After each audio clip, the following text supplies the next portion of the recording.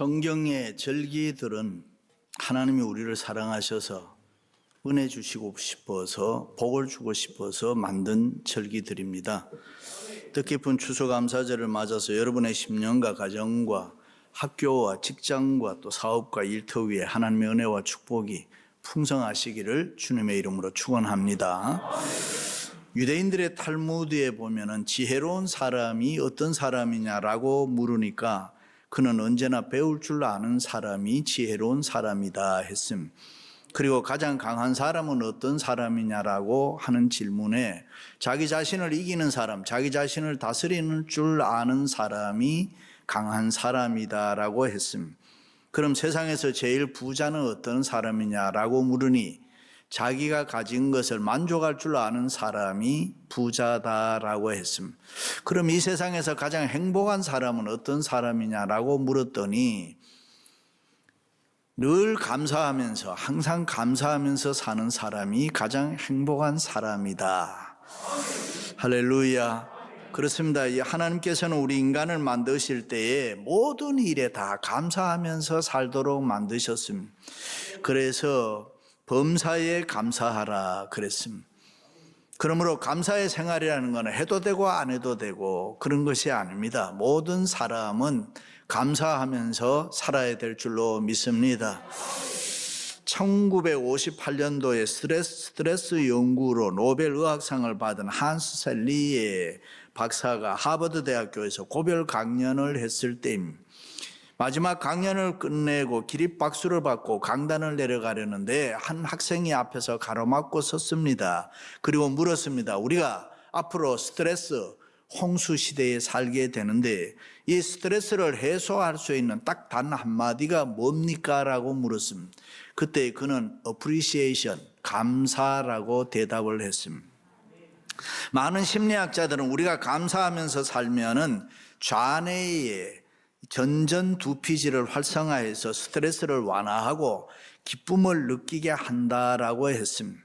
또 우리가 잘 아는 많이 들은 이야기, 하버드 대학교의 탈벨 사하르 긍정심리학 교수가 암을 치료하고 통증을 해소하는 호르몬 엔돌핀보다가 4000배나 더 강한 다이돌핀이라는 이 호르몬은 감사하거나 기뻐할 때에 저절로 분비된다라고 했습니다.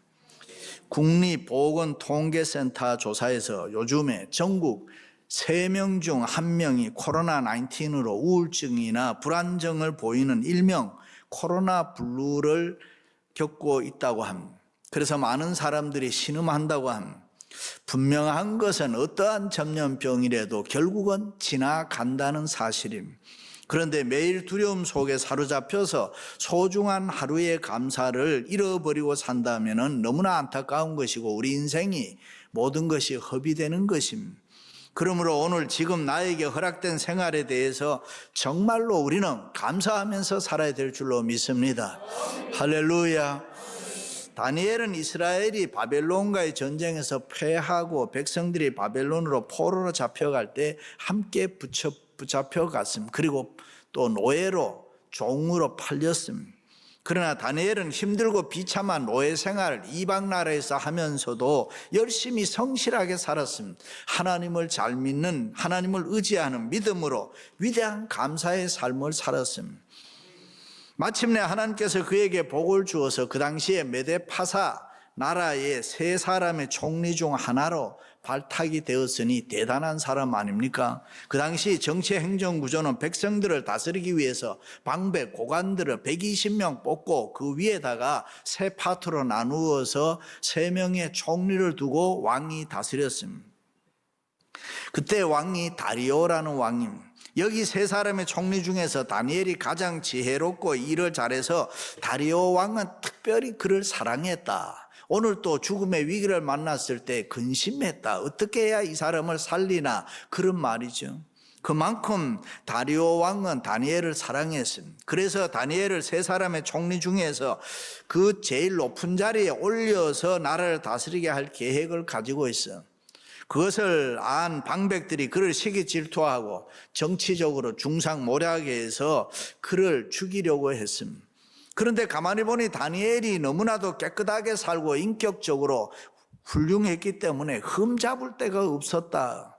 그래서 마침내 다른 방법으로 하나님 섬기는 일을 통해서 이용해서 죽이기로 했습니다. 다리오 왕에게 충성을 서약하는 조서를 올려 허락을 받았습니다. 앞으로 30일 동안 누구든지 왕 이외에 신에게나 사람에게나 무엇을 구하는 자가 있으면 잡아다가 사자굴에 넣어서 죽인다 하는 내용입니다. 다니엘은 그들이 왜 그렇게 하고 그들이 누구를 죽이려고 하고 있었다는 거 다 알고 있었습니다. 다니엘은 그들이 그렇게 하는 행위들을 알았습니다. 그러나 다니엘은 죽음의 위기가 왔을 때에 하나님을 경외하는, 하나님을 잘 섬기는 참 믿음, 참 신앙이 있었습니다. 다니엘은 의인이 찍힌 것을 알고도 자기 집에 돌아가 전에 하던 대로 무릎을 꿇고 기도하며 그 하나님께 감사하였더라. 그렇습니다. 다니엘은 죽음의 위기가 왔을 때 하나님 큰일 났습니다. 나를 도와주세요. 나 잘못하면 죽습니다. 뭐 그렇게 부들부들 떤 것이 아니라 그는 예루살렘을 향한 창문을 열고 여전히 하던 대로 하루에 3번씩 무릎을 꿇고 창문을 열고 하나님 앞에 목숨 걸고 기도하며 예배했다. 그 하나님을 경외하며 그 하나님께 감사 예배했더라. 할렐루야. 왜 이렇게 다니엘이 위대한 감사를 할 수 있었을까? 첫째, 다니엘은 죽을 줄 알고도 감사로 예배했다. 다니엘이 이 조서의 왕의 도장이 찍힌 것을 알고도, 다시 말해 다니엘은 하나님께 예배하면 자기가 앞으로 자기의 운명이 어떻게 된다는 걸 알았습니다. 사자굴에 들어가서 굶주린 사자에게 잡아먹힌다, 밥이 된다는 거, 죽는다는 거 알고 있었습니다. 그럼에도 불구하고 전에 하던 대로 하루에 3번씩 태연하게 하나님 앞에 감사로 예배를 드렸다. 할렐루야. 참으로 이방인으로 이방 나라에서 성공했던 다니엘이 대단하지 않습니까? 그것이 참 믿음, 참 예배인 것입니다. 그렇다면 다니엘은 죽을 줄 알고도 어떻게 그렇게 할 수 있었을까? 다니엘은 자기의 앞날을 몽땅 하나님 앞에 맡겼다. 자기의 죽음, 자기의 운명도 하나님 앞에 다 맡겼다. 할렐루야. 내가 믿는 하나님은 내 미래를 반드시 책임져 주실 것을 믿었다. 감사로 제사를 드리는 자가 나를 영화롭게 하나니 내가 그에게 구원을 보이리라. 그래서 다니엘은 죽을 줄 알고도 감사로 예배했다. 할렐루야. 우리가 믿는 기독교는 하나님을 향한 예배 종교입니다. 모든 종교가 예배의 행위를 가지고 있습니다만 특별히 기독교는 살아계신 하나님을 예배하는 예배 종교입니다. 그런데 이 예배가 구약에서는 제사로 표현되어 있습니다. 제사는 하나님께 드리는 예배이며 경배입니다. 그리고 신약에 와서는 제사를 통한 예배가 아니라 하나님은 영이시니 예배하는 자가 신령과 진정으로 할지니라. 신령과 진정으로 성령과 진리로 드리는 예배가 강조되어 있습니다. 그 이유는 예수님께서 자신이 친히 산 제물이 되어서 구약의 제사를 완성했기 때문이라. 그러므로 예배에서 빼놓을 수 없는 것이 있습니다. 그것은 예수님께 대한 감사하는 마음이 있어야 하는 것입니다. 그러므로 예배 드릴 때마다 예수님께 감사가 없는 제사나 예배는 성립되지 않습니다. 그래서 우리가 드리는 예배를 크게 2가지로 나누어서 이야기를 합니다. 그것은 드리는 예배와 받는 예배. 찬송이나 기도나 헌금이나 이런 거는, 봉사나 이런 거는 다 드리는 예배입니다. 그러나 설교, 성령의 기름 부음, 은혜, 축복은 우리가 예배를 통해서 받는 예배인 것입니다. 그러므로 드리는 감사가 없는 예배는 이 진정한 예배가 될 수가 없다. 믿습니까? 일찍이 아브라함은 무슨 일을 할 때마다 맨 먼저 단을 쌓고 여호와의 이름을 불렀다 그랬습니다. 하나님께 감사로 예배를 드렸다. 단을 쌓았다는 것은 드리는 예배, 감사로 드리는 예배의 모습입니다. 3년 된 암소, 3년 된 암염소, 3년 된 수양, 산비둘기, 집비둘기 새끼들을 취하여 뭐 이렇게 하나님께 감사로 아브라함은 제사를 드렸다. 마침내 독자 이삭까지도 이 드림의 예배에서 성공해서 그는 놀라운 생애 속에 하나님의 임재를 체험하고 영육의 부자로 복을 받으면서 살았습니다. 그러나 반대로 감사하지 않으면 어떻게 돼요? 받은 은혜 다 쏟아버리는, 받은 은혜 다 빼앗겨 버리는 거예요. 하나님의 은혜로 출애굽한 이스라엘 민족이 감사할 줄 몰랐습니다. 홍해가 눈앞에 있다고 아우성쳤습니다. 애굽의 군대가 자기들 쫓아와 잡으려고 온다고 또 소리쳤습니다. 광야에 마실 물이 없다고 불평했습니다. 고기가 없다고 먹는 것이 시원치 않다고 원망을 했습니다. 가는 길이 험하다고 투덜거렸습니다. 사실 지금까지 그들은 순간순간 하나님의 은혜로 살았습니다. 삶의 기적의 연속이었습니다. 감사가 없으니까 다 원망하고 불평하게 되더라. 그럴 때 그들이 어떻게 됐습니까? 재앙으로 죽었다 그랬습니다. 불뱀에 물려 죽었습니다. 질병으로 죽었습니다. 약속된 가나안 땅에 들어가지를 못했습니다. 그렇습니다. 감사로 예배하시기를 바랍니다. 하나님을 향해서도 감사하고 옆에 사람들을 향해서도 감사하시기 바랍니다. 어떤 경우에라도 불평하거나 원망하지 마세요. 우리의 환경이 힘들고 어려워도 우리는 언제나 감사하며 살자. 다윗 왕이 왜 잘 되느냐? 성경은 다윗이 하나님의 은혜를 기억했기 때문이라. 그래서 다윗은 하나님 앞에서 감사 예배가 너무 컸다, 감격했다. 다윗은 하나님 앞에 감사 예배를 드릴 때 너무나 커서 이 기쁨을 이기지 못했다. 여호와여, 위대하심과 권능과 영광과 승리와 위엄이 다 주께 속하여 싸우니 천지에 있는 것이 다 주의 것이로소이다. 우리 하나님이여, 이제 우리가 주께 감사하며 주의 영화로운 이름을 찬양하리이다. 나와 내 백성이 무엇이기에 이처럼 즐거운 마음으로 드릴 힘이 우리에게 있나이까. 모든 것이 주께로 말미암아 사오니 우리가 주의 손에 받은 것으로 주께 드렸을 뿐이니이다. 할렐루야. 하나님의 은혜를 기억하고 늘 감사하는 마음으로 다윗은 예배했다. 그렇습니다. 사람이 성령 충만하면 제일 먼저 찾아오는 것이 예배 회복입니다. 사람이 은혜를 받으면 제일 먼저 찾아오는 것이 감사로 예배하는 것입니다. 사람이 말씀으로 변화를 받으면 분명히 달라지는데 그것이 감사의 삶을 살게 되는 것입니다. 할렐루야. 그렇습니다. 사람이 감사로 예배를 하면 왜 잘 되느냐? 하나님이 은혜를 주시기 때문에. 마음의 기쁨과 소망이 넘칩니다. 생활에 활력이 넘칩니다. 그래서 세상이 달라집니다. 모든 사람을 대할 때 사랑으로 대합니다. 은혜로 대합니다. 축복으로 대합니다. 할렐루야. 두 번째는 다니엘은 죽을 줄 알고도 감사로 기도했습니다. 다니엘이 무릎 꿇고 기도해서 하나님께 감사하였더라. 기도하는 사람은 하나님을 봅니다.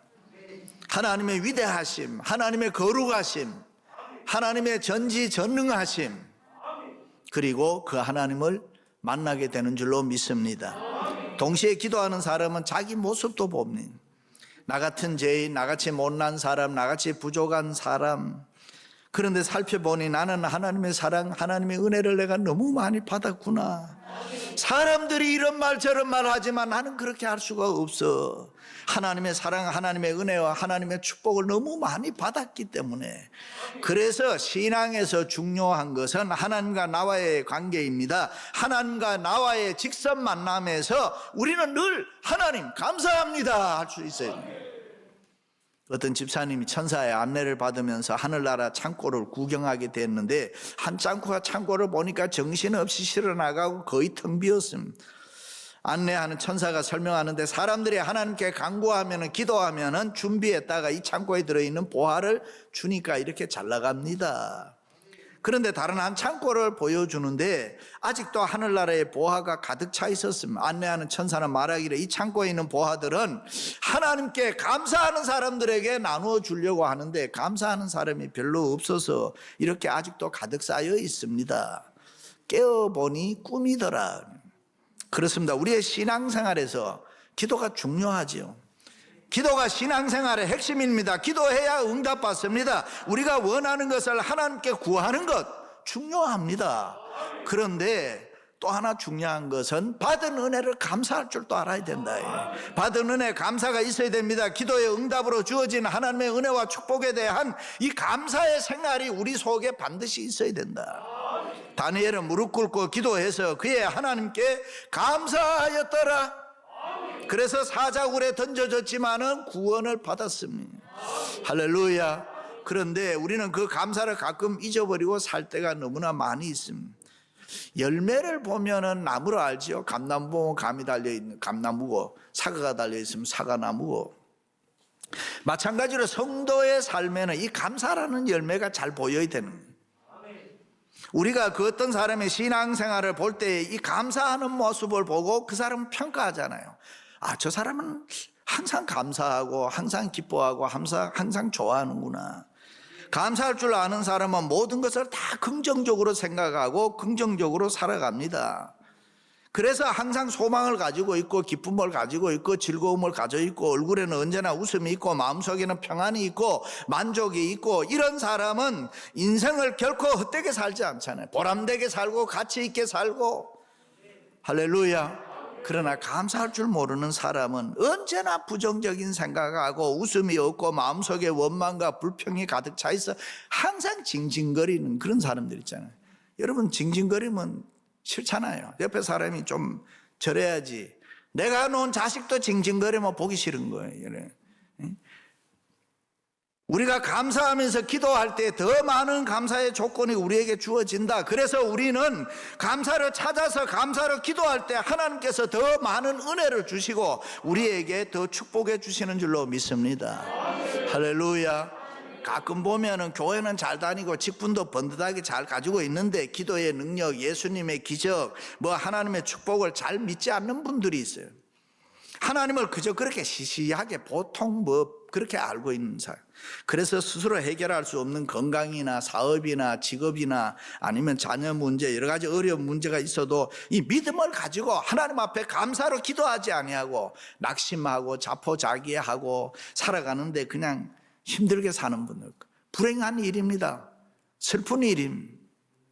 일찍이 욥은 어려운 환경 가운데 있어도 이 감사로 기도했다. 그는 거부고 의인이고 열남매와 행복하게 살았다. 그런데 하루아침에 몽땅 망했다. 자녀가 다 죽고 재산을 다 잃어버리고 몸은 질병으로 고통당하고 말할 수 없는 환난에 처했다. 그런데 그때 그의 모습은 감사로 기도했다. 주신 자도 여호와시고 취하신 자도 여호와시오니 여호와의 이름이 찬양받으실지로다. 할렐루야. 망해서 병들어가 죽어가면서 감사로 기도했습니다. 하나님이 가만히 계셨겠어요? 뒤에 가면은 갑절의 축복을 해주셨다. 할렐루야.